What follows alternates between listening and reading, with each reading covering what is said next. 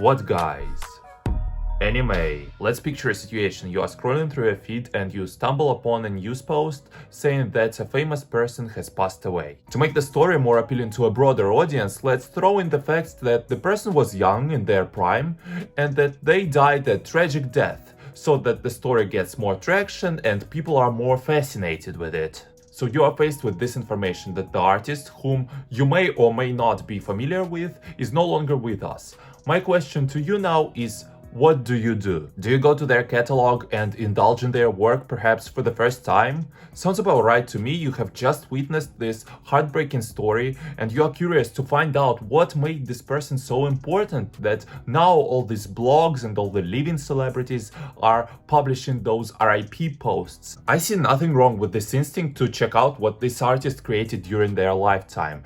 And I don't even gatekeep. To me, it's absolutely logical for an artist's, let's say, music streams to go up. Or since the news of their passing have reached you while surfing the internet, maybe the initial reaction is to find this person's profile to see what they were like, just to get the idea of how they lived, what they were interested in, and again, what made them so special, what made them so important. But one thing I don't understand, or perhaps refuse to accept, is what's going through people's minds when they are choosing to hit this follow button. I hate to be the one to bring it to you, but this artist is not going to post anything else. What you see the moment the news of their passing break is the full story, it's the complete story of their life.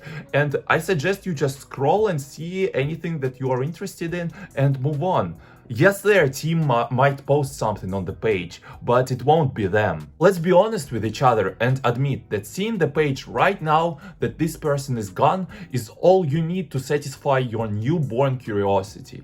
I mean, you are not going to be much into the future publications on their account. You hadn't been much interested before, then why would you be in the future? Let's be completely frank, you are only interested right now and involved because that is the talk of the town. Or is it your desire to belong, to be a part of something? Because at the moment, this page is the fastest growing on the platform. And you want to feel like you are mourning together with all those people who actually cared for this person and also the majority who are just like you. Well, to me, that must be the only reason to justify this following, posthumous following. The reason I'm making this video is the recent tragic passing of the rapper Takeoff. Shortly after being shot, he went from 7.7 million to 8.6 million Instagram followers.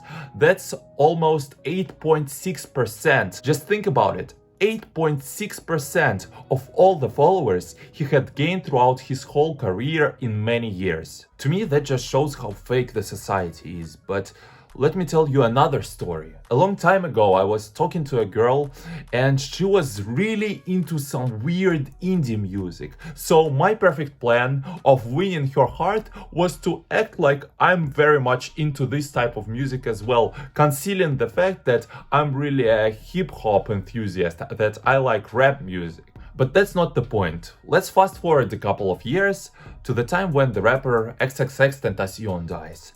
And I go to his page just to find this girl now following him. And you know who else is following him now and posting these mournful stories? My university classmates. But a year prior to that, when we were having our Latin class and learning the prayer named Pater Noster, in that prayer I noticed a familiar word. It sounded really familiar. I saw the phrase in tentationem.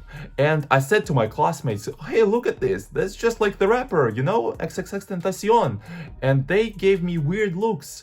But not because they knew Latin better than me, not because they were like, how do you not know this word and associate Latin with some rapper, but because in their eyes I was talking nonsense, and less than a year later, all those same people were mourning his death, mourning online naturally. Bro, how does Kurt Cobain have 1.4 million Instagram followers?